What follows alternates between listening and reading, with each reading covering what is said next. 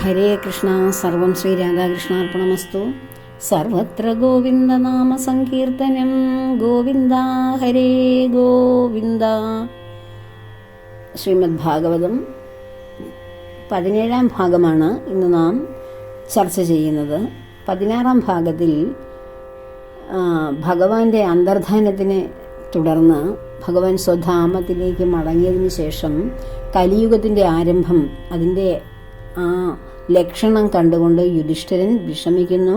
മനുഷ്യർക്കും സർവ്വജീവജാലങ്ങൾക്കും പ്രകൃതിക്കും എല്ലാം ഉണ്ടായ ആ പെട്ടെന്നുണ്ടായ മാറ്റത്തിൽ കലിയുഗം ആരംഭിച്ചിരിക്കുന്നു എന്ന് മനസ്സിലാക്കി. ഭഗവാൻ ഭൂമിയിൽ നിന്ന് അന്തർധാനം ചെയ്ത ആ രാത്രി മുതൽ കലിയുഗം ആരംഭിക്കുകയാണ് ചെയ്തത്, ദ്വാപരയുഗത്തിന് ശേഷം. അപ്പോൾ ഭഗവാനെ കുറിച്ച് അന്വേഷിക്കുവാൻ, ദ്വാരകയിലെ വിശേഷങ്ങൾ അറിയുവാൻ പോയ അർജുനൻ 7 മാസക്കാലമായിട്ടും തിരികെ വരാതിരുന്നതിലുള്ള വിഷമം ഭീമസേനോട് യുധിഷ്ഠിരൻ പങ്കുവയ്ക്കുന്നു. അതിനുശേഷം ആകെ തകർന്ന, തേജസ് നഷ്ടപ്പെട്ട, എല്ലാ വീര്യവും ചോർന്ന ഒരു സാധാരണ മനുഷ്യരിൽ സാധാരണക്കാരനായി, നിർവികാരനായി, യാതൊരു കർമ്മങ്ങൾക്കും കൊള്ളാത്ത വിധത്തിലുള്ള ഒരു മനുഷ്യനായി മാറി അർജുനൻ കടന്നു വരുന്നു. അപ്പോൾ അർജുനൻ്റെ ആ ഭാവം, അർജുനൻ്റെ ആ തേജസ്സില്ലായ്മ കണ്ടിട്ട് യുധിഷ്ഠിരൻ ചോദിക്കുകയാണ്, എന്താണ് നിനക്ക് പറ്റിയത് സഹോദര എന്ന്. അവസാനം ചോദിക്കുന്നു, പല കാര്യങ്ങൾ ചോദിച്ചു. അവസാനം ചോദിച്ചു, നമ്മുടെ ഹൃദയനാഥനായ, നമ്മുടെ ആജന്മസഖിയായ ശ്രീകൃഷ്ണ ഭഗവാൻ ഭൂമിയിൽ നിന്ന് ഇല്ലാതെ പോയോ? അതാണോ നിന്റെ ഈ ദുഃഖത്തിന് കാരണം, ഈ തളർച്ചയ്ക്ക് കാരണം, ഈ ഭാവമാറ്റത്തിന് കാരണം എന്ന് ചോദിക്കുമ്പോൾ ആകെ തകർന്ന അർജുനൻ ഹൃദയവേദനയോടുകൂടി ഞാൻ വഞ്ചിക്കപ്പെട്ടിരിക്കുന്നു ജ്യേഷ്ഠ എന്ന് പറയുന്നു. അതെങ്ങനെയൊക്കെയാണ് വഞ്ചിക്കപ്പെട്ടിരിക്കുന്നത് എന്ന് പറയുകയാണ് അർജുനൻ വിഷാദത്തോടെ, തേങ്ങലോടെ, ഹൃദയം പൊട്ടുന്ന വേദനയോടെ. ഓരോ കാര്യങ്ങൾ തൻ്റെ ജീവിതത്തിൽ ഇന്നോളം തൻ്റെ കൂടെ നിന്ന് തൻ്റെ ഹൃദയനാഥനായ, തൻ്റെ ഈശ്വരനായ, പ്രപഞ്ചനാഥനായ ഭഗവാനാണ് ശ്രീകൃഷ്ണ പരമാത്മാവ് എന്ന തിരിച്ചറിവില്ലാതെ എൻ്റെ തന്നെ ശരീരബോധത്തിൽ എനിക്ക് കിട്ടിയ ആ ആയുധവിദ്യയിലെ പ്രാഗൽഭ്യം കൊണ്ട് വിദഗ്ധരായ ഗുരുക്കന്മാരുടെ ആ ഒരു ശിക്ഷണത്തിൽ എനിക്ക് കിട്ടിയ ആ അറിവും എൻ്റെ കഴിവും എൻ്റെ സാമർഥ്യമൊക്കെ കൊണ്ടാണ് ഞാൻ ഇവിടെ വരെ എത്തിയതെന്നുള്ള അഹംഭാവത്തിലായിരുന്നു ഞാൻ ഇതുവരെ ജീവിച്ചിരുന്നത്. എന്നാൽ ഭഗവാൻ ഈ ഭൂമി വിട്ടു പോയപ്പോൾ ഞാൻ വെറും സാധാരണക്കാരിൽ ഒരു സാധാരണ മനുഷ്യനായി മാറി. അപ്പോൾ ഇതുവരെയും ഇതൊന്നും എൻ്റെ കഴിവല്ലായിരുന്നു എന്നെനിക്കിപ്പോൾ ശരിക്കും ബോധ്യമായി. അങ്ങനെ ഓരോ സന്ദർഭങ്ങളും എൻ്റെ ശരീരബോധം എന്നെ വഞ്ചിച്ചു. ഭഗവാനെ എനിക്ക് തിരിച്ചറിയാൻ കഴിഞ്ഞില്ല. എൻ്റെ സതീർത്ഥ്യനെന്നും, എൻ്റെ സന്തത സഹചാരിയെന്നും, കൂട്ടുകാരനെന്നും, സുഭദ്രയുടെ സഹോദരനെന്നും, അപ്പച്ചിയുടെ മകനെന്നും ഒക്കെ അങ്ങനെയുള്ള കാര്യങ്ങളൊക്കെ പറഞ്ഞ്, അമ്മാവൻ്റെ മകൻ, അപ്പച്ചിയുടെ മകൻ, ആ ബന്ധമാണ് അർജുനനും ഭഗവാനും തമ്മിലുള്ള. ആങ്ങളയുടെയും പെങ്ങളുടെയും, വസുദേവരുടെ പെങ്ങളാണ് കുന്തിദേവി. അപ്പോൾ ആ വസുദേവപുത്രനാണല്ലോ വാസുദേവനായ ശ്രീകൃഷ്ണൻ. അപ്പോൾ അങ്ങനെയുള്ള അടുത്ത രക്തബന്ധമുള്ള ബന്ധത്തിൻ്റെ പേരിൽ മാത്രമേ ഭഗവാനെ കണ്ടിരുന്നുള്ളൂ. ആ ഭഗവാനാണ് എൻ്റെ ഹൃദയത്തിൻ്റെ നാഥനെന്ന് എനിക്ക് അറിഞ്ഞുകൂടായിരുന്നു ജ്യേഷ്ഠ. ആ ഭഗവാൻ പോയി കഴിഞ്ഞപ്പോൾ ഞാൻ ഏറ്റവും ഒരു സാധാരണക്കാരെക്കാളും അത്രയും പോലും കഴിവില്ലാത്ത ഒരു സാധാരണ മനുഷ്യനായി മാറി. ദേവേന്ദ്രനെയും ദേവന്മാരെയും ഒക്കെ ഞാൻ വിജയിച്ചു വന്ന അതീന്ദ്രിയ ശക്തിയുള്ള ആളായിരുന്നു. അഗ്നിദേവൻ ഖാണ്ഡവ ദഹനത്തിന് ശേഷം ഗാന്ധീവം എന്ന വില്ലും അമ്പൊടുങ്ങാത്ത ആവനാഴിയും എനിക്ക് സമ്മാനമായി തന്നത് എൻ്റെ കഴിവ് കൊണ്ടാണെന്ന് ഞാൻ കരുതി. അങ്ങനെ കൗരവസഭയിൽ വെച്ച് മരണത്തെക്കാൾ വലിയ അപമാനം നേരിട്ട പാഞ്ചാലിയെ വസ്ത്രം, ഒരിക്കലും തീരാത്ത വസ്ത്രം കൊടുത്ത് ആ അപമാന ഭാരത്തിൽ നിന്ന് രക്ഷിച്ചത് ഭഗവാനാണെന്നുള്ള ബോധം എനിക്കില്ലാതെ പോയി.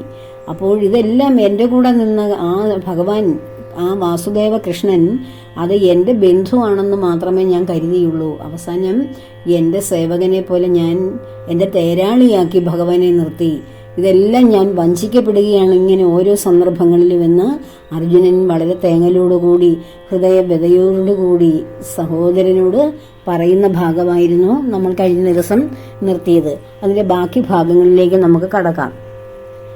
വിരാട രാജ്യത്ത് പാണ്ഡവർ അജ്ഞാതവാസം 14 വർഷം വനവാസവും 1 വർഷം അജ്ഞാതവാസവുമായിരുന്നു. കള്ളച്ചൂതിലൂടെ രാജ്യത്തിൽ നിന്ന് പുറത്താക്കപ്പെട്ട പാണ്ഡവർക്ക് ശകുനിയും ദുര്യോധനും ഒക്കെ വിധിച്ച വിധി. അപ്പോൾ അജ്ഞാതവാസകാലത്ത് കണ്ടുപിടിക്കപ്പെട്ടാൽ അവർ വീണ്ടും 14 വർഷം വനവാസത്തിനും അജ്ഞാതവാസത്തിനും ഒക്കെ പോകേണ്ടി വരുമെന്നായിരുന്നു എഗ്രിമെന്റ്. അതിൻ പ്രകാരം അവർ വേഷം മാറി പല കൊട്ടാരങ്ങളിൽ പല ജോലിക്കാരായി വേഷം മാറിയൊക്കെയായിരുന്നു. ഇവർ ഒരിക്കലും ഇവരുടെ ചാരന്മാർക്ക് കണ്ടുപിടിക്കാൻ കഴിയാത്ത വിധത്തിലായിരുന്നു പാണ്ഡവരും പാഞ്ചാലിയും ഒക്കെ ജീവിച്ചത്. അങ്ങനെ വിരാട രാജ്യത്ത് അജ്ഞാതവാസം ചെയ്തുകൊണ്ടിരുന്ന സമയത്ത് നമ്മൾ അവിടെ ഉണ്ടാകാൻ സാധ്യതയുണ്ടെന്ന് ദുര്യോധനന് തോന്നിയത് കാരണം വലിയൊരു സൈന്യത്തോടുകൂടി വന്ന് ദുര്യോധനൻ ആ വിരാട രാജാവിന്റെ പശുക്കളെയെല്ലാം അപഹരിച്ചു. ആ പശുക്കളെ അപഹരിക്കുമ്പോൾ സ്വാഭാവികമായും നമ്മൾ അവിടെ ഉണ്ടെങ്കിൽ എതിർക്കാൻ ചെല്ലുമ്പോൾ നമ്മളെ തിരിച്ചറിയുമല്ലോ. അതിനുവേണ്ടിയായിരുന്നു. പശുക്കളെ വീണ്ടെടുക്കുവാനായി നടന്ന യുദ്ധത്തിൽ ഭീഷ്മർ, ദ്രോണർ, കർണൻ മുതലായ മഹാരഥന്മാർ നയിക്കുന്ന കൗരവ സൈന്യത്തെ എനിക്ക് ഒറ്റയ്ക്ക് ജയിക്കാൻ കഴിഞ്ഞു. ആ ഒറ്റയ്ക്ക് ജയിച്ച ആ അർജുനനാണ് പിന്നീട് മഹാഭാരത യുദ്ധത്തിൽ, ആ കുരുക്ഷേത്ര യുദ്ധത്തിൽ എനിക്ക് ഇവരെ ആരും യുദ്ധം ചെയ്ത് എനിക്ക് അവരുടെ രാജ്യമൊന്നും പിടിച്ചെടുക്കേണ്ട കണ്ണ, എനിക്ക് വനവാസത്തിനെങ്ങാനും പോകുന്നതാണ്, സന്യാസം സ്വീകരിക്കുന്നതാണ് ശ്രേഷ്ഠമെന്ന് പറഞ്ഞ് തേർത്തട്ടിൽ തളർന്നിരുന്നതും. ഇവിടെ ആ ഭഗവാന്റെ സഹായം ഉള്ളതുകൊണ്ടാണ് വീരശൂര പരാക്രമികളായ കർണനെയും ദുര്യോധനെയും ഭീഷ്മ പിതാമഹനെയും ദ്രോണരെയൊക്കെ അർജുനൻ ഒറ്റയ്ക്ക് നിന്ന് തോൽപ്പിച്ചു. അങ്ങനെ ആ കൗരവ സൈന്യത്തെ എനിക്ക് ഒറ്റയ്ക്ക് ജയിക്കാൻ സാധിക്കുകയും ആ ശത്രുക്കളുടെ ധാരാളം ധനവും തലപ്പാവുകളും ഉത്തരീയ വസ്ത്രങ്ങളും അപഹരിക്കാനും എല്ലാം സാധിച്ചത് ആ ശ്രീകൃഷ്ണ പരമാത്മാവിന്റെ അനുഗ്രഹ വിശേഷത്തിലാണെന്ന് എനിക്ക് അന്ന് മനസ്സിലാക്കാൻ ഒട്ടും കഴിയാതെ പോയല്ലോ ജ്യേഷ്ഠ. അതുപോലെ തന്നെ ഭാരത യുദ്ധത്തിൽ ഭീഷ്മർ, ദ്രോണർ, ശല്യർ, കർണൻ മുതലായ മഹാരഥന്മാരുടെ മുന്നിലൂടെ എന്റെ തേരിനെ അതിവേഗത്തിൽ പായിച്ച് ശത്രുക്കളുടെ ആയുസ്സും മനോബലവും ഇന്ദ്രിയബലവും എല്ലാം ഭഗവാൻ സ്വന്തം ശ്രീകൃഷ്ണ പരമാത്മാവ് സ്വന്തം കടാക്ഷം കൊണ്ട് അതിനെ അപഹരിക്കുകയായിരുന്നു. ആ മഹാഭാരത യുദ്ധത്തിൽ നിരന്നു നിന്ന ശത്രു സൈന്യത്തിന്റെ ഓരോരുത്തരുടെയും മുഖത്തേക്ക് ഭഗവാൻ കടാക്ഷിക്കുമ്പോൾ അവരുടെ മനോബലവും അവരുടെ ആയുസ്സും അവരുടെ ഇന്ദ്രിയങ്ങളെയും എല്ലാം ഭഗവാൻ ഇങ്ങനെ ആ നോട്ടത്തിലൂടെ കവർന്നെടുക്കുകയായിരുന്നു. അവർക്ക് എണ്ണപ്പെട്ട ദിവസങ്ങൾ പോലും ഇല്ലാതാക്കി ഭഗവാന്റെ നോട്ടം കൊണ്ട് തന്നെ അവരുടെ ആയുസ് നഷ്ടപ്പെടുത്തിയത് നമ്മളെ രക്ഷിക്കാൻ വേണ്ടിയായിരുന്നല്ലോ എന്ന് അർജുനൻ വിഷാദത്തോടുകൂടി ഓർക്കുകയാണ്. അതുപോലെ തന്നെ ഈ മഹാരഥന്മാരൊക്കെ പ്രയോഗിച്ച ദിവ്യാസ്ത്രങ്ങൾ എന്നെ സ്പർശിക്കുക പോലും ചെയ്തില്ല. അതും ഭഗവാന്റെ അനുഗ്രഹം കൊണ്ടാണെന്ന് അന്ന് എനിക്ക് മനസ്സിലായില്ല. ദയാസാഗരനായ ഭഗവാൻ വീണ്ടും വീണ്ടും എന്നെ രക്ഷിച്ചു. ഭഗദത്തൻ എന്ന ശത്രു പ്രയോഗിച്ച നാരായണ അസ്ത്രത്തിൽ ആ നാരായണ അസ്ത്രം ഭഗവാൻ തന്റെ കഴുത്തിലെ വൈജയന്തി മാലയായിട്ട് വാങ്ങി അണിയുകയാണ് ചെയ്തത്. അർജുനന് നേരെ വന്ന ഭഗദത്തൻ പ്രയോഗിച്ച നാരായണാസ്ത്രം. അതുപോലെ തന്നെ എന്നെ കൊല്ലുവാനായി കർണൻ കരുതി വെച്ചിരുന്ന വേല്, അർജുനന് വേണ്ടി പ്രയോഗിക്കാൻ വെച്ചിരുന്ന ദിവ്യാസ്ത്രമായ ആ വേല് അർജുനന്റെ മേൽ പ്രയോഗിക്കാതിരിക്കുവാൻ ഭീമസേനന്റെ മകനായ ഘടോത്കചൻ, ഭീമസേനന്റെ വനവാസകാലത്ത് ഹിഡുംബിയിലുണ്ടായ മകനാണ്. ഒരു വനത്തിലെ ഒരു രാജാവിന്റെ ഒരു മകളാണ്, വനരാജകുമാരിയാണ് ഹിഡുംബി. ആ ഹിഡുംബിയിലുണ്ടായ മകനാണ് ഘടോത്കചൻ. ആ ഘടോത്കചനും ഭാരത യുദ്ധത്തിൽ പങ്കെടുക്കുവാൻ അച്ഛനെ സഹായിക്കുവാൻ വേണ്ടി വന്നു. അപ്പോൾ ആ ഘടോത്കചന്റെ നേരെയാണ് ഭഗവാൻ ഘടോത്കചനെയാണ് അവിടെ ആ വീരശൂര പരാക്രമിയായ ഘടോത്കചനെ കൊല്ലുവാൻ യാതൊരു മാർഗവും കാണാതെ വന്നപ്പോൾ കർണൻ ആ വേലെടുത്ത് അർജുനന് വേണ്ടി കരുതി വെച്ചിരുന്ന വേല് ഘടോത്കചന്റെ മേൽ പ്രയോഗിക്കുകയും അങ്ങനെ അർജുനനെ ആ ആപത്തിൽ നിന്ന് രക്ഷിക്കുകയും ചെയ്തതും ഭഗവാന്റെ അനുഗ്രഹം കൊണ്ടാണല്ലോ എന്ന് അർജുനൻ ഇവിടെ വളരെ പശ്ചാത്താപത്തോടുകൂടി പരിതപിക്കുകയാണ് ചെയ്യുന്നത്. അതുപോലെ തന്നെ കർണനും ഞാനും തമ്മിൽ മഹാഭാരത യുദ്ധത്തിൽ ജീവൻ മരണ പോരാട്ടം നടത്തിയപ്പോൾ എൻ്റെ നെറ്റികയെ ലക്ഷ്യമാക്കി, എൻ്റെ ആ ഭൃഗു മധ്യത്തിലേക്ക് ലക്ഷ്യമാക്കിക്കൊണ്ട് നാഗാസ്ത്രം പ്രയോഗിച്ചു കർണൻ. അതിനെ ഭഗവാൻ തേരിനെ ചവിട്ടി 4 വിരൽ താഴ്ത്തി. അത് കണ്ടുകൊണ്ട് 4 വിരൽ അടിയിലേക്ക് ചവിട്ടി താഴ്ത്തി തേര്. അങ്ങനെ എൻ്റെ നെറ്റിക്ക് പകരം അത് എൻ്റെ കിരീടം തകർത്തുകൊണ്ട് ആ നാഗാസ്ത്രം കടന്നുപോയി. അങ്ങനെ ഭഗവാൻ എന്നെ രക്ഷിച്ചു. അപ്പോൾ ഭഗവാൻ എത്ര രക്ഷകളാണ് എനിക്കും എൻ്റെ സഹോദരങ്ങൾക്കും എൻ്റെ ഭാര്യയ്ക്കും അമ്മയ്ക്കും ഒക്കെ നൽകിയത് എന്ന് അർജുനൻ വളരെ നന്ദിയോടുകൂടി, വളരെ പശ്ചാത്താപത്തോടുകൂടി ഇവിടെ അനുസ്മരിക്കുകയാണ് ചെയ്യുന്നത്. ആ കാരുണ്യത്തെപ്പറ്റി അന്നൊന്നും എനിക്ക് മനസ്സിലാക്കാൻ കഴിഞ്ഞില്ല ജ്യേഷ്ഠ. അതിനാൽ ഞാൻ വീണ്ടും വഞ്ചിക്കപ്പെട്ടിരിക്കുന്നു. അതുപോലെ തന്നെ മോക്ഷപ്രാപ്തിക്ക് വേണ്ടി വിവേകികൾ ഭഗവത് പാദാരവിന്ദങ്ങളെ ആശ്രയിക്കുമ്പോൾ ആ ഭഗവത്ഗീതയിലൂടെ ആത്മസാക്ഷാത്കാരത്തിനുള്ള മാർഗം ലളിതമായി എനിക്ക് ഉപദേശിച്ചു തരാൻ ഭഗവാന് കാരുണ്യമുണ്ടായി ആ യുദ്ധക്കളത്തിൽ വെച്ച്. അങ്ങനെ ദുർബുദ്ധിയായ ഞാൻ എൻ്റെ തേര് തെളിച്ചു പോവുകയാണ്. ഭഗവാൻ മുന്നിലിരിക്കുന്നു എന്നുപോലും ഞാൻ മനസ്സിലാക്കാതെ എനിക്ക് ആ ആത്മസാക്ഷാത്കാരം ഉപദേശിച്ചു തന്ന ഭഗവാൻ, അങ്ങനെ തരുവാൻ കാരുണ്യമുണ്ടായ ആ ഭഗവാൻ ഇരിക്കുന്ന ആ തേര് മുന്നോട്ട് കൊണ്ടുപോയി എൻ്റെ ഇഷ്ടത്തിന് കൊണ്ടുപോകുമെന്ന് ആജ്ഞാപിച്ച ഒരു ദുർബുദ്ധിയായിരുന്നു ഞാൻ. അതുപോലെ തന്നെ ദുശ്ശളയുടെ ഭർത്താവാണ് ജയേന്ദ്രൻ. ആ ജയേന്ദ്രനെ സൂര്യാസ്തമനത്തിന് മുൻപ് ഞാൻ കൊല്ലും എന്ന് ശപഥം ചെയ്തിരുന്ന 14-ാം ദിവസത്തിൽ യുദ്ധക്കളത്തിൽ വെച്ച് ഉച്ച സമയമായപ്പോഴേക്കും എൻ്റെ കുതിരകളെല്ലാം വളരെ ക്ഷീണിതരായി. അപ്പോൾ ആ 14-ാം ദിവസത്തെ വൈകുന്നേരം സൂര്യാസ്തമനത്തിന് മുന്നേ ജയേന്ദ്രനെ ഞാൻ കൊല്ലും, ഇല്ലെങ്കിൽ ഞാൻ അഗ്നിയിൽ ചാടി മരിക്കും എന്ന് അർജുനൻ വളരെ ശക്തമായ ശപഥമെടുത്തിരുന്നു. അങ്ങനെ തേരിൽ നിന്നിറങ്ങി ആ കുതിരകൾ ക്ഷീണിതരായ അമ്പേറ്റ് വളരെ ക്ഷീണിതരായി നിന്ന കുതിരകളെ രഥത്തിൽ നിന്ന് തേരിൽ നിന്ന് താഴെ നിൽക്കാൻ എന്നോട് ഭഗവാൻ പറഞ്ഞതിന് ശേഷം കുതിരകളെ ഭഗവാനാണ് അഴിച്ചു മാറ്റി കെട്ടിയിട്ട് അവയ്ക്ക് പുല്ലും വെള്ളവും കൊടുക്കുകയും ശരീരത്ത് തറച്ചിരുന്ന ശരങ്ങൾ പറിച്ചെടുത്ത് കുതിരയുടെ വേദനയെല്ലാം മാറ്റി കൊടുക്കുകയും അവരുടെ അതിൻ്റെ ക്ഷീണം അകറ്റി വീണ്ടും തേരിൽ കൊണ്ട് കെട്ടുന്നതുവരെ ഞാൻ യുദ്ധകളത്തിൽ വെറും നിലത്താണ് നിന്നത്. എന്നാൽ അത്രയും സമയം ശത്രുക്കളിൽ ഒരാൾക്ക് പോലും എൻ്റെ നേരെ ഒരു ശരം പ്രയോഗിക്കുവാൻ അവർക്കാർക്കും തോന്നിയില്ല. കാരണം ഭഗവാൻ അവരുടെ മനസ്സിനെ അത്രയും സമയം സ്തംഭിപ്പിച്ചിരുന്നു. അത് കാരണം അവർക്ക് എന്നെപ്പറ്റി ഒരു ഓർമ്മ പോലും ഉണ്ടായില്ല.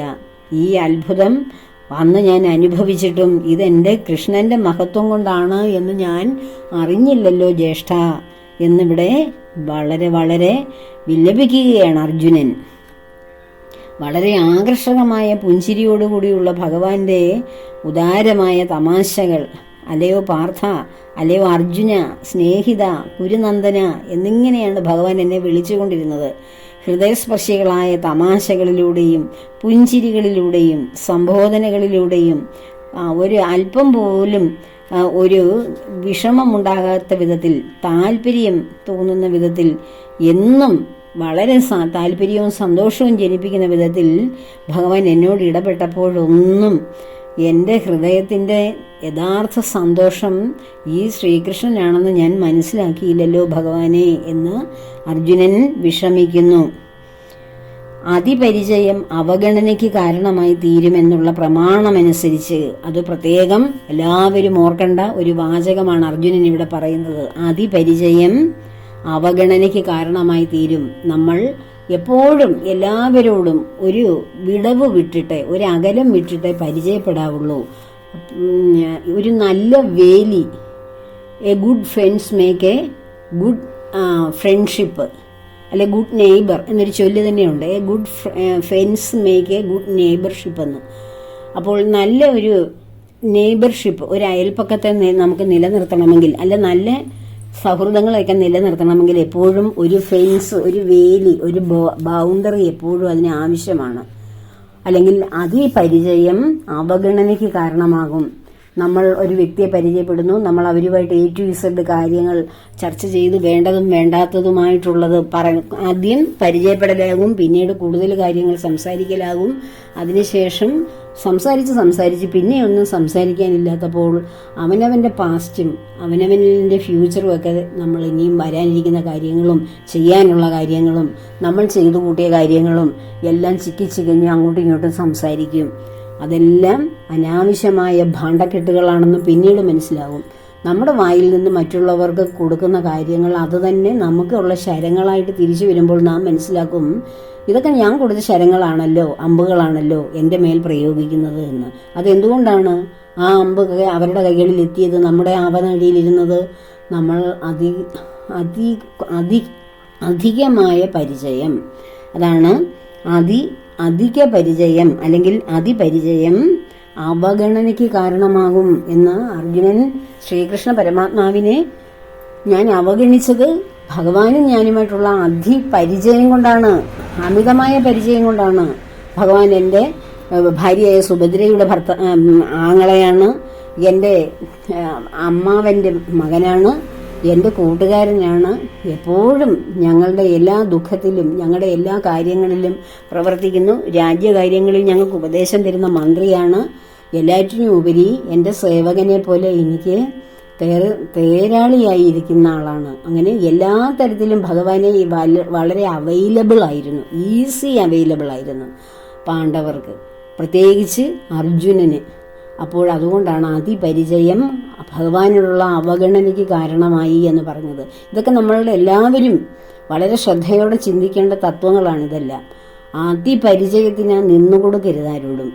എപ്പോഴും ഒരു അകലം വെച്ചിട്ട് ഒരു വിടവ് വെച്ച് എല്ലാവരോടും പരിചയപ്പെടുകയും സംസാരിക്കുകയും ചെയ്യാവുള്ളൂ.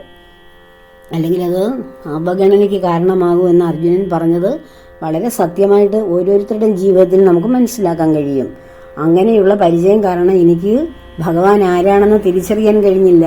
ഇപ്പം നമ്മൾ സത്സംഗത്തിൽ ഏർപ്പെടുന്നു, ഭഗവാന്റെ കാര്യങ്ങൾ നന്നായി ഭഗവാനിലേക്ക് വന്ന ഒരു വ്യക്തിയെ ഒരു സാധാരണ വ്യക്തിയായിട്ട് പരിചയപ്പെട്ടു, അല്ലെ ഏതെങ്കിലും ഒരു കോണ്ടസ്റ്റിൽ അങ്ങനെയുള്ളവർ സാധാരണക്കാരുമായിട്ട് സംഘം കൂടാൻ പോകില്ല. അഥവാ അങ്ങനെ പരിചയപ്പെടേണ്ട ഒരു ജീവിത സാഹചര്യം വന്നാൽ നമ്മുടെ ഉള്ളിലിരിക്കുന്ന ഭഗവാനെ കുറിച്ചോ അല്ലെ നമ്മുടെ ബോധത്തിന്റെ ലെവലോ ആ വ്യക്തിക്ക് അറിയാൻ വയ്യാതെ നമ്മൾ വളരെ അവൈലബിൾ ആയിട്ടുള്ള എപ്പോഴും കിട്ടുന്ന ഒരാൾ എന്ന നിലയിൽ നമ്മളെ അവഗണിക്കും അവര്. നമ്മുടെ ഈശ്വരഭക്തിയോ അല്ലെ നമ്മുടെ ബോധത്തിന്റെ ലെവലോ അല്ലെ നമ്മളിലിരിക്കുന്ന കഴിവോ ഭഗവാൻ നമുക്ക് തന്ന കഴിവുകൾ ആ ഒരു ജ്ഞാനം ഇതൊന്നും അവർ അധിക പരിചയം കാരണം അവരാരും അംഗീകരിക്കുകയോ അല്ലെങ്കിൽ അതിനെ ഒന്നും വലിയ ഇമ്പോർട്ടൻസ് കൊടുക്കുകയോ ചെയ്തിട്ട് ഒരു സാധാരണ വ്യക്തിയെ പോലെ കാണും. അതുകൊണ്ടാണ് എല്ലാ വ്യക്തികൾക്കും ഒത്തിരി പേർക്ക് സംഭവിക്കുന്നത് എന്താണ്, അവനവന്റെ കുടുംബത്തിലുള്ളവർ പോലും ഭക്തരെ അവഗണിക്കും, ഭക്തരെന്താണെന്ന് തിരിച്ചറിയുകയില്ല. കാരണം അവർക്കും ഭക്തി ഉണ്ടാവുകയില്ല. ഭക്തി ഉണ്ടാകാത്തത് കൊണ്ട് തന്നെയാണ് ഭക്തിയിലേക്ക് അല്ലെങ്കിൽ ഭഗവാനിലേക്ക് ആത്മജ്ഞാനത്തിലേക്ക് വരുന്ന ആളിനെ ഈ ഭൗതിക ജ്ഞാനികൾ കളിയാക്കുകയും ഒറ്റപ്പെടുത്തുകയും ആക്ഷേപിക്കുകയൊക്കെ ചെയ്യുന്നത്. ഒരുപാട് പേര് ധാരാളം പേരിങ്ങനെ എന്നോട് പറഞ്ഞിട്ടുണ്ട്, കുടുംബത്തിൽ നിന്നാണ് പലപ്പോഴും നമുക്ക് അവഗണന കിട്ടുന്നതെന്ന്. കാരണം നമ്മളെ ഏറ്റവും കൂടുതൽ അറിയുകയും സഹകരിക്കുകയും സന്തോഷിക്കുകയൊക്കെ ചെയ്യുന്ന നമ്മുടെ കുടുംബത്തിലുള്ളവരല്ലേ. അപ്പോൾ അവർ കരുതുക ഇവളല്ലെങ്കിൽ ഇവൻ ഇത്രയൊക്കെ അല്ലേ, ഞങ്ങളുടേതല്ലേ, എൻ്റെ വീട്ടിൽ ജനിച്ചു വളർന്നതല്ലേ, അല്ലെ എൻ്റെ ഇന്നാരല്ലേ, ഇവൻ എന്ത് വന്നാലും അല്ലെ ഇവൾ എന്ത് വന്നാലും ഇവൾ ഇത്രയൊക്കെ ഉള്ളു അല്ലെ ഇവൻ ഇത്രയൊക്കെ ഉള്ളു, അതിനപ്പുറത്തൊന്നും ഇല്ല എന്നവർ മുൻകൂട്ടി അങ്ങ് പറഞ്ഞു വെച്ചിരിക്കുകയായിരിക്കും. അപ്പോൾ നമ്മൾ അതിന് മുകളിലേക്ക് ചിന്തിക്കുകയോ പ്രവർത്തിക്കുകയോ മുകളിലേക്കുള്ള ലക്ഷ്യങ്ങളിലേക്ക് എത്തുകയോ ചെയ്താൽ അവരാരെയും അംഗീകരിക്കില്ല, അവരൊക്കെ ആക്ഷേപിക്കും നമ്മളുടെ ആ ഉയർച്ചയുടെ മുകളിലേക്ക് നമ്മളെ തളർത്തുവാനുള്ള കാര്യങ്ങളായിരിക്കും പറഞ്ഞു തരുന്നത്. നമ്മൾ കയറിപ്പോയ വഴിയിൽ പിറകിൽ നിന്ന് നമ്മളെ വലിച്ചു താഴെയിടും. ഞാനിത് മുൻപ് ഒരിക്കൽ പറഞ്ഞതാണ്. നമ്മൾ മുകളിലേക്ക് കയറി ബോധത്തിന്റെ ഒരു ഉയർന്ന ലെവലിലേക്കാണ് ഭക്തിയിലേക്ക് വന്ന ഭഗവാന്റെ അനുഗ്രഹം കൊണ്ട് നമ്മൾ സാധാരണക്കാരിൽ നിന്നും ഉയർന്ന ലെവലിലേക്ക് എത്തുമ്പോൾ നമ്മളോടൊപ്പം പ്രവർത്തിക്കുന്നവരും ജീവിക്കുന്നവരും കൂടെ നിൽക്കുന്നവരും ബന്ധുക്കളും ഒക്കെ ഇതിലൊക്കെ വളരെ താഴ്ന്നവർ എങ്ങനെയുള്ള ബോധത്തിൽ വന്നോ അതേ ബോധത്തിൽ തന്നെ അല്ലെ കുറെ കൂടെ വൾഗറായ ബോധത്തിലായിരിക്കും അവർ ജീവിക്കുന്നത്. അപ്പോൾ അവർ മേലോട്ട് കയറിപ്പോന്ന് നമ്മുടെ കാലിൽ പിടിച്ച് താപ്പോട്ട് വലിച്ചു താഴെയിടും. എങ്ങനെയാണ്? കൈകൊണ്ട് പിടിച്ച് വലിക്കുകയല്ല, വാക്കുകൾ കൊണ്ടും പ്രവൃത്തി കൊണ്ടും ഇടപാടുകൾ കൊണ്ടും നമ്മളെ തളർത്തിക്കളയും. അപ്പോൾ നമുക്ക് തോന്നും നമ്മൾ ഈ പോകുന്ന വഴി ശരിയല്ലല്ലോ എന്ന്. എല്ലാവരും പോകുന്ന വഴിയല്ലല്ലോ ഞാൻ പോകുന്നത്, ഞാനിവിടെ ഏകാഗിയായി പോകുന്നല്ലോ, എല്ലാവരുടെയും കളിയാക്കലിനും ഒറ്റപ്പെടുത്തലിനും ഞാൻ പാത്രീഭൂതയാകുന്നല്ലോ അല്ലെ ഭൂതനാകുന്നല്ലോ എന്ന് തോന്നും.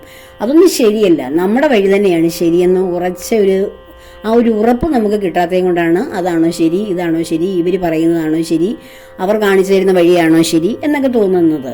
യഥാർത്ഥത്തിൽ നമ്മുടെ വഴി തന്നെയാണ് ശരി, ഭഗവാൻ കാണിച്ചു തരുന്ന വഴി തന്നെയാണ് ശരി. ശരിയായ വഴിയിലേക്ക് ആർക്കും വരാൻ ഉടനെങ്ങും പറ്റില്ല. അവരൊക്കെ അതിൻ്റെ തീരത്ത് നിന്ന് കൈകാലിട്ടടിക്കുകയോ അല്ലെങ്കിൽ അതിലേക്ക് ആ ഭക്തിയാകുന്ന സാഗരത്തിലേക്ക് ഇറങ്ങുകയോ ചെയ്യുന്നവരെ കല്ലെടുത്ത് എറിയുകയാണ് കരയിൽ നിന്ന്. അവർക്കതിലേക്ക് ഇറങ്ങാൻ കഴിയാത്തതിൻ്റെ പേരിൽ. അപ്പോൾ അത് ഓർത്ത് ആരും വിഷമിക്കുകയോ അല്ലെ പിന്നോക്കം പോവുകയോ ഒന്നും ചെയ്യരുത്. കലിയുഗത്തിൽ എല്ലാ ധർമ്മവും നീതിയും യുഗങ്ങളുടെ നാലുകാലും നഷ്ടപ്പെട്ട് ആ അധർമ്മത്തിലൂടെ മാത്രം ന്യായാധിപന്മാർ പോലും, ന്യായം പറയേണ്ടവർ പോലും അധർമ്മികളാണ്. ആ കാലഘട്ടത്തിലാണ് നാം ജീവിച്ച് തുടങ്ങിയേക്കുന്നേ ഉള്ളൂ. ഇനിയും കിടക്കുന്നു.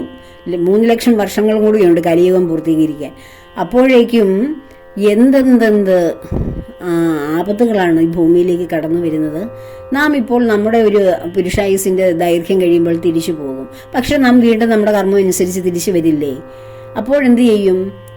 നമ്മൾ ഇപ്പോൾ ആർജിച്ച അറിവുമായിട്ടാണ് പിന്നെ വരുന്നത്. അപ്പോഴും ആ കലിയുഗത്തിൽ നമ്മൾ ജീവിക്കുകയാണ് വേറൊരു രൂപത്തിൽ, ഭാവത്തിൽ, പേരിൽ, വേറൊരു അച്ഛനമ്മമാരുടെ അല്ലെങ്കിൽ വേറൊരു കുടുംബത്തിൽ.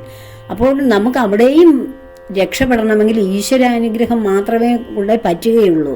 അതുകൊണ്ടാണ് ഇപ്പോൾ നമ്മൾ ഈ മനുഷ്യജന്മത്തിൽ ജീവിക്കുമ്പോൾ പരമാവധി ഭഗവാനെ അറിഞ്ഞറിഞ്ഞ് മുന്നോട്ട് പോയാൽ അതിനനുസരിച്ച് ശ്രേഷ്ഠമായ ജീവിതമായിരിക്കും നമുക്ക് ഇനിയും ഈ കലിയുഗത്തിൽ കിട്ടാനിരിക്കുന്നത്. നമ്മൾ മ്ലേച്ഛന്മാരിൽ നിന്ന് എത്രയോ അകലെയാകും നമ്മുടെ ജീവിതം. അപ്പോൾ അതിനുവേണ്ടിയാണ് ഭഗവാന്റെ കാര്യങ്ങൾ ആത്മവിചാരത്തിലൂടെ മുന്നോട്ട് പോകാൻ പറയും. അതല്ലാതെ എന്ത് രക്ഷയാണ് ഈ കാലഘട്ടത്തിൽ നമുക്കുള്ളത്? ആരുണ്ട് നമ്മളെ രക്ഷിക്കാൻ? നമ്മളെ രക്ഷിക്കാൻ വരുന്ന രക്ഷകർ പോലും അധർമ്മത്തിൻ്റെയും അസാൻമാർഗികതയുടെയും അല്ലെങ്കിൽ ചൂഷണത്തിൻ്റെയും പിടിച്ചുപറിയുടെയും സ്വാർത്ഥതയുടെയൊക്കെ ഒരു പര്യായങ്ങളായിരിക്കും.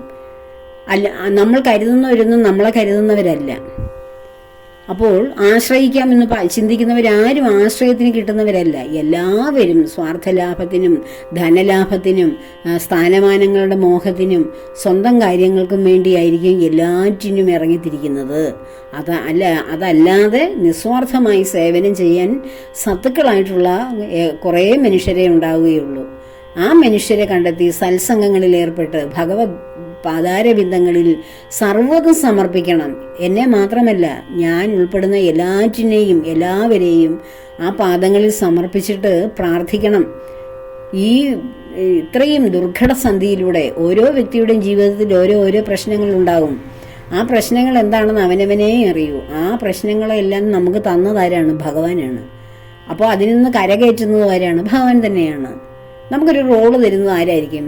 നമ്മളിപ്പോൾ ഒരു സിനിമയിലെ നാടകത്തിലെ ആക്ടറോ ആക്ട്രസോ ആണെന്ന് ഇരിക്കട്ടെ, നാം തന്നെ ഒരു റോൾ അങ്ങ് തിരഞ്ഞെടുത്തങ്ങ് നമ്മളങ്ങ് ആടി തീർക്കുകയാണോ ചെയ്യുന്നത്? നമ്മുടെ തന്നെ ഇഷ്ടത്തിന് അല്ല. ആ റോള് ചെയ്യാൻ നമുക്ക് ഡയറക്ടറോ അല്ലെങ്കിൽ അതിൻ്റെ നിർമ്മാതാവോ ഒക്കെ നമ്മളെ വിളിക്കുന്നു. ആ ഡയറക്ടറുടെ നിർദ്ദേശമനുസരിച്ച് നാം ആക്ട് ചെയ്യുന്നു, ആ വേഷം അണിയുന്നു, ആ തരത്തിലുള്ള കോസ്റ്റ്യൂംസൊക്കെ നമ്മൾ സെറ്റാക്കുന്നു. അതനുസരിച്ച് നമ്മൾ റോള് ചെയ്തതിന് ശേഷം ആ റോള് തീരുമ്പോൾ നമ്മൾ തിരിച്ച് മടങ്ങിപ്പോകും. അതിൻ്റെ പ്രതിഫലം ആര് തരും? നമ്മളെ വിളിച്ച ആൾ ആരാന്ന് വെച്ചാൽ ഡയറക്ടറായിരിക്കും തരുന്നത്. അല്ല നമ്മൾ ഓരോരുത്തരുടെയും കാണികളുടെ കയ്യിൽ നിന്ന് നമ്മൾ പൈസ വാങ്ങുമോ? എന്നെ കണ്ടുകൊണ്ടിരിക്കുന്നവരില്ല എനിക്ക് പൈസ എന്നും പറഞ്ഞ്. അങ്ങനെയാണോ സാധാരണ? അല്ല. അതുകൊണ്ടാണ് എല്ലാ കർമ്മങ്ങളും ഈശ്വരാർപ്പണമാണെന്ന് പറയുന്നത്. ഭഗവാനാണ് നമ്മളെ ഈ കർമ്മമൊക്കെ ചെയ്യാൻ പ്രേരിപ്പിച്ചു വിടുന്നത്. ആ വലിയ ഡയറക്ടറാണ് ഭഗവാൻ. ഭഗവാൻ തരുന്ന റോളാണ്. അപ്പോൾ ഇവിടെ ദുഃഖമാണ് റോളെങ്കിൽ അതും ആര് തന്നതാണ്? ഭഗവാൻ തന്നെ തന്നത്. സുഖമാണ് റോളെങ്കിൽ അതും ഭഗവാൻ തന്നതാണ്. അതും ഭഗവാന്റെ കൃഷ്ണാർപ്പണം തന്നെയാണ്. അതും എല്ലാം ഭഗവാന് തന്നെ അങ്ങ് കൊടുക്കുക. ദുഃഖമാണേലും ഭഗവാന് കൊടുക്കുക. സുഖമാണെങ്കിൽ എൻ്റേത്, ദുഃഖമാണെങ്കിൽ അന്നേരം കിടന്ന് ഭഗവാനെ വിളിക്കും. അതൊരു ശരിയായ രീതിയാണോ? സുഖം വരുമ്പോഴും ഭഗവാന് വിട്ടുകൊടുക്കുക. ഭഗവാനെ അങ്ങയുടെ കാരുണ്യം കൊണ്ടാണ് ഞാൻ സന്തോഷമായിട്ട് സമാധാനമായിട്ട് അനുഭവിക്കുന്നത് ജീവിതം. ദുഃഖം വരുമ്പോഴും അപ്പോൾ അദ്ദേഹത്തിനോട് പറയാം, ഭഗവാനെ ഈ ദുഃഖം അവിടുന്ന് തന്നതല്ലേ, ഇതിൽ നിന്ന് എന്നെ കരകയറ്റൂ എന്ന് നമുക്ക് ധൈര്യമായിട്ട് പറയാം. അല്ലാതെ സുഖം വരുമ്പോൾ നമ്മൾ നമ്മുടെ കാര്യം നോക്കി ഭഗവാൻ എവിടെ ഇരുന്ന് എന്തെങ്കിലും ചെയ്തിട്ടാണോ ഞാൻ സുഖിക്കുന്നത്? ഞാൻ ചെയ്ത കഷ്ടപ്പാടുകളോട് ഞാൻ സുഖിക്കുന്നു. ഞാൻ ഒത്തിരി സഫർ ചെയ്ത്, അതുകൊണ്ടാണ് എനിക്കിപ്പോൾ സുഖവും കിട്ടി, സമ്പത്തും ഐശ്വര്യവും എല്ലാം കിട്ടിയത്. അതിന് ഭഗവാൻ എന്താണ് ഇതിൽ റോൾ എന്ന് ചോദിക്കും. പക്ഷെ ഭഗവാന് മാത്രമേ ഉള്ളൂ റോള്. ആരുടെയും എല്ലാവരുടെയും ഉള്ളിലിരുന്ന് നമുക്ക് ജീവൻ തരുന്നതും കൊണ്ടല്ലേ നമ്മൾ ഈ റോളൊക്കെ ഭംഗിയായിട്ടും നമ്മൾ നമ്മുടെ ഇഷ്ടവും നമ്മുടെ കഴിവും തൻ്റെ ഇടമൊക്കെ അനുസരിച്ച് നാം ജീവിക്കുന്നത്. നമ്മുടെ ശരീരത്തിൽ നിന്ന് ഭഗവാൻ ഇറങ്ങിപ്പോയാൽ നാം വെറുതെ ഒരു തടിയല്ലേ, 6 പേര് ചുമന്നും ശ്മശാനത്തിൽ കൊണ്ടുപോകുന്ന വെറും പാഴ്ത്തടി, സമയം കഴിഞ്ഞാൽ ദുഷിച്ചു നാറുന്ന തടിയല്ലേ നമ്മൾ. എന്നിട്ടും പറയും ഞാനാണ് ഇതെല്ലാം നേടിയെന്ന്. ഏത് ഞാനാ നേടിയത്? സത്യവാ. ആ ഞാനെന്ന് പറയുന്ന ആരാണെന്ന് കണ്ടെത്തുന്നതാണ് ആത്മവിദ്യ. അതിലേക്ക് ഇറങ്ങിത്തിരിക്കുമ്പോൾ മനസ്സിലാകും ഈ ഞാനെന്ന് പറയുന്നത് ഈ 90, 50, 60, 70 കിലോ ഉള്ള തടിയല്ലായിരുന്നു. ആ തടിയെ ചുമക്കുവാൻ ശക്തനാക്കിയ എന്നിലിരിക്കുന്ന അപാര ചൈതന്യമായിരുന്നു ആ ഞാനെന്ന് പറയുന്നതെന്ന്. ഇതാണ് അർജുനനും സംഭവിച്ചത്. ഭഗവാൻ ഇവിടുന്ന് പോയി കഴിഞ്ഞപ്പോൾ അർജുനൻ വെറും തടിയായി. അർജുനനെ ആർക്കും തട്ടിക്കളിക്കാം, ഗാന്ധിയോ ആർക്കും പൊക്കിയിട്ട് ദൂരെ എറിയാം. അർജുനനെ അങ്ങനെ തോൽപ്പിച്ച എല്ലാവരും കൂടി അർജുനനെ ചുരുട്ടിക്കൂട്ടി എറിഞ്ഞ കഥയാണ് ഇനി അർജുനൻ ബാക്കി പറയുന്നത്. അങ്ങനെ ആ ഭഗവാൻ ഇല്ലാതെ വന്നപ്പോൾ എനിക്കുണ്ടായ മാറ്റങ്ങൾ, ഞാൻ തിരിച്ചറിഞ്ഞ കാര്യങ്ങൾ എല്ലാം ഭഗവാൻ ഇങ്ങനെ പറയുകയാണ്. അമിതമായ അല്ലെങ്കിൽ അതിപരിചയം അവഗണനയ്ക്ക് കാരണമായി തീരും എന്ന പ്രമാണമനുസരിച്ച് ഞാൻ ചിലപ്പോൾ സ്നേഹിത അങ്ങ് വലിയ സത്യവാനൊക്കെ ആണല്ലോ എന്ന് ഞാൻ പരിഹാസമായിട്ട് ഭഗവാനോട് പറഞ്ഞിട്ടുണ്ട് ജ്യേഷ്ഠ. സത്യസ്വരൂപനായ ഭഗവാന്റെ സത്യത്തെ പോലും ഞാൻ ചോദ്യം ചെയ്തിട്ടുണ്ട്. സുഹൃത്തിൻ്റെയും അച്ഛൻ പുത്രൻ്റെയും ഭർത്താവ് ഭാര്യയുടെയും തെറ്റുകൾ ക്ഷമിക്കുന്നത് പോലെ മഹാനായ ഭഗവാൻ ദുർബുദ്ധിയായ എൻ്റെ അപരാധങ്ങളെ പുറത്ത് അരുളുകയാണപ്പോൾ ചെയ്തത്. ആ മഹാമനസ്കതയ്ക്ക് ഞാൻ എത്രയെത്ര നമിച്ചാലാണ് ശരിയാകുന്നത് എന്ന് അർജുനൻ വിഷാദിക്കുകയാണ്. അല്ലയോ ജ്യേഷ്ഠ, പുരുഷോത്തമനായ ഭഗവാൻ എന്നെ വിട്ടുപോയതോടെ എൻ്റെ ഹൃദയം ശൂന്യമായി കഴിഞ്ഞു. ഭഗവാന്റെ ശേഷിച്ച ബാക്കി വന്ന 16,008 പത്നിമാരിൽ അഷ്ടലക്ഷ്മിമാരായ 8 പേരും ഭഗവാനോടൊപ്പം ശരീരം വെടിഞ്ഞ് അന്തർധാനം ചെയ്തു. അത് കുറച്ചു പേരൊക്കെ ഭഗവാൻ നഷ്ടപ്പെട്ടപ്പോൾ അവർ ചിതയിൽ അവരുടെ ശരീരം വിട്ടുകൊണ്ട് അവരുടെ ആത്മാവിനെ ഭഗവാനിൽ ലയിപ്പിച്ചു. ബാക്കി ശേഷിച്ച ഭഗവാന്റെ പത്നിമാരെയും കൂട്ടി ഇങ്ങനെ ഹസ്തിനപുരിയിലേക്ക് അർജുനൻ വരുന്ന സമയത്ത് പശുക്കളെ മേയിച്ച് നടന്ന വെറും ഗോപാലന്മാർ, യാദവ വംശത്തിൽ അവശേഷിച്ച വെറും പശുക്കളെ മേയ്ക്കുന്ന ഗോപന്മാർ എന്നെ തോൽപ്പിച്ചു. ദേവന്മാരും ഇന്ദ്രനും ഒന്നിച്ചെതിർത്തിട്ട് പോലും എനിക്ക് പരാജയമുണ്ടാകാതിരുന്ന എന്നെയാണ് ഈ നീച പരീക്ഷകളായ ഇടയന്മാർ നിഷ്പ്രയാസം തോൽപ്പിച്ചത്. മഹാഭാരത യുദ്ധത്തിൽ ശത്രുക്കളെ സംഹരിക്കാൻ ഉപയോഗിച്ച ഗാന്ധീവം എന്ന വില്ല്, പാശുപതാസ്ത്രം പോലെയുള്ള ദിവ്യാസ്ത്രങ്ങൾ, അഗ്നിദേവൻ തന്ന തേര്, അതേ വെള്ള കുതിരകൾ, ശത്രുക്കൾക്ക് പേടിയുണ്ടായിരുന്ന അതേ അർജുനൻ ഭഗവാൻ വിട്ടുപിരിഞ്ഞതോടെ ഇതെല്ലാം വെറും ഭസ്മത്തിൽ ചെയ്ത ഹോമം പോലെ, ഞാൻ വെറുതെ വഞ്ചകന് ചെയ്ത ദാനം പോലെ, മരുഭൂമിയിൽ വിതച്ച വിത്ത് പോലെ. എത്ര വേഗത്തിലാണ് ജ്യേഷ്ഠ ഇതെല്ലാം നിഷ്പ്രഭമായി തീർന്നത്. എന്നെ തോൽപ്പിച്ച ഇടയന്മാരെ ആ ഇടയന്മാരോട് എതിർത്ത് ജയിക്കുവാനൊന്നും എനിക്ക് ഈ ഗാന്ധീവമൊന്നും പ്രയോജനപ്പെട്ടില്ല എന്നാണ് അർജുനൻ പറയുന്നത്. അർജുനൻ തിരികെ വരുമ്പോൾ ആ ഇടയന്മാർ അർജുനനെ തോൽപ്പിച്ച് ഈ പെൺകുട്ടികളെ പിടിച്ചുകൊണ്ടു പോവുകയാണ് ചെയ്യുന്നത്. അപ്പോൾ ഈ ഗാന്ധീവമുണ്ട്. ഇന്ദ്രനെയും ദേവന്മാരെയും തോൽപ്പിച്ച ഗാന്ധീവവും അമ്പൊടുങ്ങാത്ത ആവനാഴിയും എല്ലാം ഉണ്ടായിരുന്നു. ശത്രുക്കൾക്ക് പേടിയുള്ള അർജുനനായിരുന്നു. അർജുനൻ എന്ന് കേട്ടാൽ തന്നെ ആൾക്കാർ പേടിച്ചോടുമായിരുന്നു. പാശുപതാസ്ത്രം പോലെയുള്ള ദിവ്യാസ്ത്രങ്ങൾ എനിക്ക് തന്നിട്ടുണ്ടായിരുന്നു. അഗ്നിദേവൻ തന്ന ആ തേരെനിക്കുണ്ടായിരുന്നു. ഇവയെല്ലാം ഉണ്ടായിട്ടും വെറും നീചപരീക്ഷകളായ പശുവിനെ മേയിക്കുന്ന ഗോപാലന്മാർ എന്നെ തോൽപ്പിച്ചു. ഗാന്ധീവം കയ്യിലിരുന്ന് എന്നെ തോൽപ്പിച്ചിട്ട് അവർ അവരെയൊക്കെ പിടിച്ചുകൊണ്ട് പോയി. ഒന്ന് ആലോചിച്ച് നോക്കൂ അർജുനന്റെ ഗതികേട്. എന്തുകൊണ്ടാണ് അർജുനൻ ഇങ്ങനെ സീറോ ആയി പോയത്? ഹീറോ ആയിരുന്ന അർജുനൻ ഭഗവാൻ കൂടെ ഇല്ലാതെ വന്നു. അപ്പോഴാണ് അർജുനൻ മനസ്സിലാകുന്നത്, ഞാൻ വഞ്ചിക്കപ്പെടുകയായിരുന്നു. ഭഗവാൻ ഓരോ സമയവും എന്നോടൊപ്പം ഉണ്ടായിരുന്നു. ഇത് ഭഗവാനായിരുന്നു, എൻ്റെ ഹൃദയത്തിൻ്റെ നാഥനായിരുന്നു, എൻ്റെ സന്തോഷമായിരുന്നു, എൻ്റെ ശക്തിയായിരുന്നു. ഞാൻ അജയ്യനായി കഴിഞ്ഞത് ഈ ഭഗവാന്റെ ചൈതന്യം കൊണ്ടായിരുന്നു എന്ന് ഞാൻ തിരിച്ചറിയാതെ ഓരോ സമയവും ഞാൻ വഞ്ചിക്കപ്പെടുകയായിരുന്നല്ലോ എന്നോർത്ത് വിലപിക്കുകയാണ് അവിടെ ചെയ്യുന്ന അർജുനൻ. അങ്ങ് ദ്വാരകയിലെ നമ്മുടെ ബന്ധുക്കളായ യാദവന്മാരെ പറ്റി എന്നോട് ചോദിച്ചില്ലേ? ആ യാദവന്മാരൊക്കെ എന്തേന്ന് 7 മാസം കഴിഞ്ഞല്ലേ ഞാനിവിടെ തിരികെ എത്തിയേ. അവരാരും ബാക്കിയില്ല ജ്യേഷ്ഠ. ആ യാദവ വംശം ബ്രാഹ്മണ ശാപത്താൽ വിവേകം നശിച്ച അവർ തമ്മിൽ പരസ്പരം യുദ്ധം ചെയ്ത് എല്ലാവരും മരിച്ചു. ശ്രീകൃഷ്ണന്റെ മകനായ സാമ്പൻ ഒരു ബ്രാഹ്മണനോട് ചെന്ന് സാമ്പനെ പെൺവേഷം കെട്ടിയിട്ട് ചോദിക്കുന്നുണ്ട്, ഇവൾ പ്രസവിക്കുന്നത് ആൺകുട്ടിയാണോ പെൺകുട്ടിയാണോ എന്ന്. അപ്പോൾ ഇവൾ ആൺകുട്ടിയും പെൺകുട്ടിയും പ്രസവിക്കില്ല, ഇവളൊരു ഒരു ഒരു കുഴവിയായിരിക്കും പ്രസവിക്കുന്നത്. അത് നിങ്ങളുടെ നാശത്തിന് കാരണമാകും, അതിലൂടെ യാദവംശം നശിക്കും എന്ന് ആ ബ്രാഹ്മണ ശാപം ഈ ഭഗവാന്റെ അടുത്ത തലമുറയ്ക്കെല്ലാം ഉണ്ടായി. അങ്ങനെ അത് കേട്ടുകൊണ്ട് ഈ സാമ്പൻ ഒരു കുഴവിയെ പ്രസവിച്ചു. ഇരുമ്പ് ഉലക്കെ പറയുന്നത് ആ ഒരു കുഴവി പ്രസവിച്ചു. അവർ അതിനെ രാഗി കടലിൽ കൊണ്ടെറിഞ്ഞു, ഇവർക്ക് ശല്യം ഉണ്ടാകാതിരിക്കാൻ വേണ്ടി, ആ ശാപം ഏൽക്കാതിരിക്കാൻ വേണ്ടി. അവസാനം രാഗിയതിന്റെ ഒരു കഷ്ണം രാഗാൻ വയ്യാതെ വന്നതാണ്, കടലിൽ വലിച്ചെറിഞ്ഞതാണ്.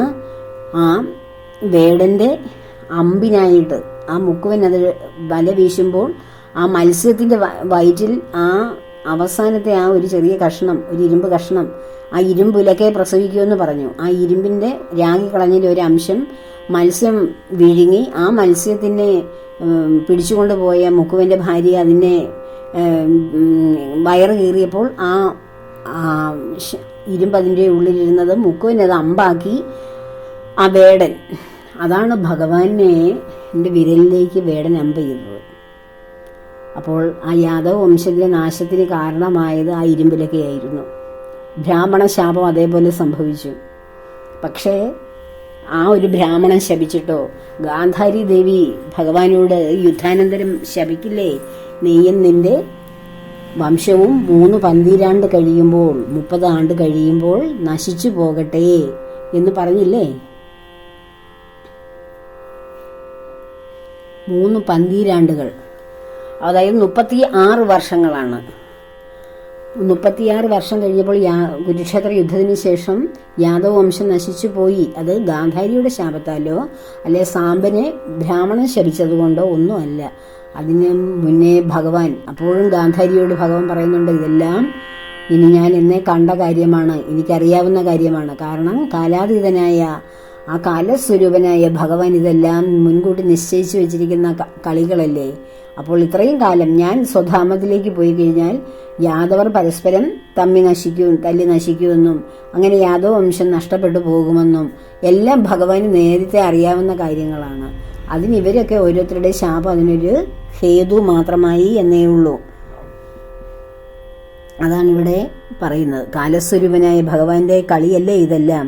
ജീവജാലങ്ങളെ പരസ്പരം രക്ഷിക്കുന്നതും തമ്മിൽ സംഹരിപ്പിക്കുന്നതും അവിടുന്ന് തന്നെയാണ്. വെള്ളത്തിൽ വലിയ മത്സ്യങ്ങൾ ചെറിയവയെ തിന്നുന്നു. തുല്യ ബലശാലികൾ പരസ്പരം യുദ്ധം ചെയ്തു മരിക്കുന്നു. ഇതുപോലെ ശക്തരായ യാദവരെ കൊണ്ട് ദുഷ്ടരാജാക്കന്മാരെ സംഹരിപ്പിച്ച ശേഷം ഭഗവാൻ യാദവന്മാരെ പരസ്പരം യുദ്ധം ചെയ്യിച്ചും സംഹരിച്ചു. അപ്പോൾ ദുഷ്ടരായിട്ടുള്ള രാജാക്കന്മാരെ, ക്ഷത്രിയന്മാരെ നശിപ്പിക്കുവാൻ യാദവ് വംശത്തെ ഭഗവാൻ കൂട്ടുപിടിച്ചു. അവസാനം യാദവ് വംശവും നല്ലവരല്ലാത്തതിനാൽ അവരെ പരസ്പരം തമ്മിലടിപ്പിച്ച് അവരുടെയും കഥ കഴിപ്പിച്ചു ഭഗവാൻ. വലിയ മത്സ്യങ്ങൾ ചെറിയ മത്സ്യങ്ങളെ ഇരയാക്കുന്നത് പോലെ അങ്ങനെ ഭൂമിയുടെ ഭാരം ഭഗവാൻ തീർത്തു. എല്ലാ ദേശത്തിനും എല്ലാ കാലത്തിനും യോജിച്ചവയും ദുഃഖത്തെ നിശേഷം നശിപ്പിക്കുന്നതുമാണ് ഭഗവാന്റെ ഗീതോപദേശം. അതിനെ ഓർക്കുന്ന എൻ്റെ മനസ്സ് ഭക്തി കൊണ്ട് തരളിതമാകുന്നു ജ്യേഷ്ഠ എന്ന് അർജുനൻ പറയുകയാണ്. അർജുനൻ വീണ്ടും വീണ്ടും ഇങ്ങനെ ഓരോ കാര്യങ്ങൾ പറഞ്ഞ് ജ്യേഷ്ഠന്റെ മുന്നിൽ വിലപിക്കുകയാണ്. ഭഗവാൻ അന്തർധാനം ചെയ്തതിന് ശേഷം. അപ്പോൾ ഇനിയും ബാക്കി ഭാഗം അടുത്ത ദിവസം നമുക്ക് ചർച്ച ചെയ്യാം. എല്ലാവർക്കും ഭഗവാന്റെ അനുഗ്രഹം ഉണ്ടാകട്ടെ. നാളെ ജന്മാഷ്ടമിയാണല്ലോ, നമ്മുടെ കണ്ണൻ്റെ ജന്മദിനം. കണ്ണൻ ജനിച്ചിട്ടുമില്ല, മരിച്ചിട്ടുമില്ല. എങ്കിലും ജന്മാഷ്ടമി നമ്മൾ ആചരിക്കുന്നത് എന്തിനാണ്?